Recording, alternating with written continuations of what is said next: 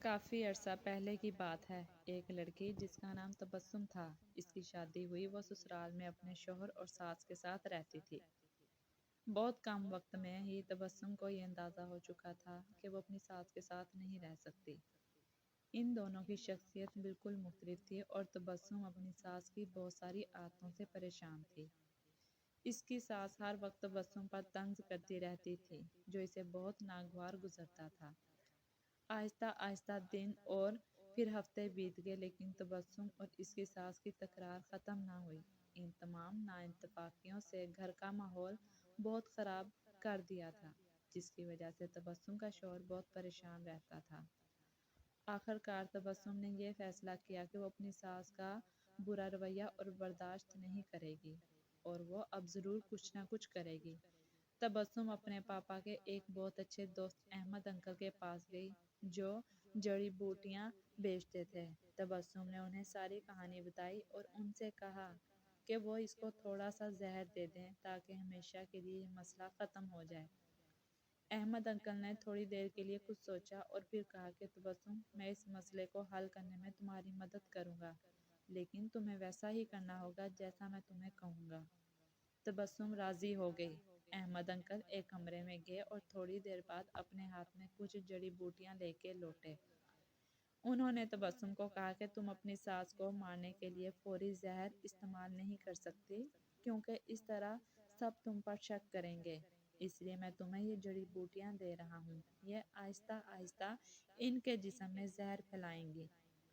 ہر روز تم کچھ اچھا پکانا اور پھر انہیں کھانا دیتے وقت اس میں یہ جڑی بوٹیاں ڈال دینا، اور ہاں، اگر تم چاہتی ہو کہ کوئی تم پر شک نہ کرے تو تم نے انہیں مارا ہے، تو تمہیں یہ خیال رکھنا ہوگا کہ تمہارا رویہ ان کے ساتھ بہت دوستانہ ہے۔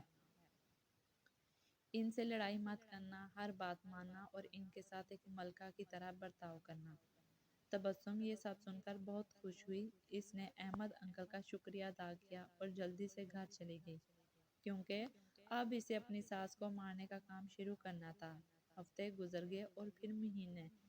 تبسم روز کچھ اچھا پکا کر اپنی ساس کو خاص طور پر پیش کرتی تھی۔ اسے یاد تھا کہ احمد انکل نے اس سے کیا کہا تھا کہ اسے اپنے غصے پر قابو رکھنا ہے، اپنی ساس کی خدمت کرنی ہے اور ان کے ساتھ اپنی ماں جیسا برتاؤ کرنا ہے۔ 6 مہینے گزر گئے، گھر کا نقشہ تقریباً بدل چکا تھا۔ تبسم نے کوشش کر کے اپنے غصے پر قابو پانا سیکھ لیا تھا۔ اب اکثر وہ اپنی ساس کی باتوں پر ناراض اور غصہ نہ ہوتی۔ 6 ماہ میں ایک بار بھی اس کا اپنی ساس سے جھگڑا نہیں ہوا تھا، اور اب اسے وہ بہت اچھی لگنے لگی اور ان کے ساتھ رہنا بھی آسان لگنے لگا تھا۔ اس کی ساس کا رویہ بھی اس کے ساتھ بہت بدل گیا تھا، اور وہ بھی تبسم کو اپنی بیٹیوں کی طرح پیار کرنے لگی تھی۔ وہ اپنے سب ملنے والوں کے درمیان تبسم کی تعریفیں کرتی تھی۔ تبسم اور اس کی ساس دونوں اب ایک دوسرے کو ماں بیٹی کی طرح سمجھنے لگی تھیں۔ تبسم کا شوہر بھی یہ سب دیکھ کر بہت خوش تھا۔ ایک دن تبسم پھر احمد انکل کے پاس آئی۔ ان سے کہنے لگی کہ آپ مجھے طریقہ بتائیں کہ کیسے میں اپنی ساس کو اس زہر سے بچاؤں جو میں نے انہیں دیا ہے۔ وہ بہت بدل گئی ہیں، میں ان سے بہت پیار کرتی ہوں اور میں نہیں چاہتی کہ وہ زہر کی وجہ سے مر جائیں جو میں نے انہیں دیا ہے۔ احمد انکل مسکرائے اور کہنے لگے کہ تمہیں ڈرنے کی ضرورت نہیں، میں نے تمہیں زہر نہیں دیا تھا، بلکہ جو جڑی بوٹیاں میں نے تمہیں دی تھیں وہ وٹامن کی تھیں، تاکہ ان کی صحت بہتر ہو جائے۔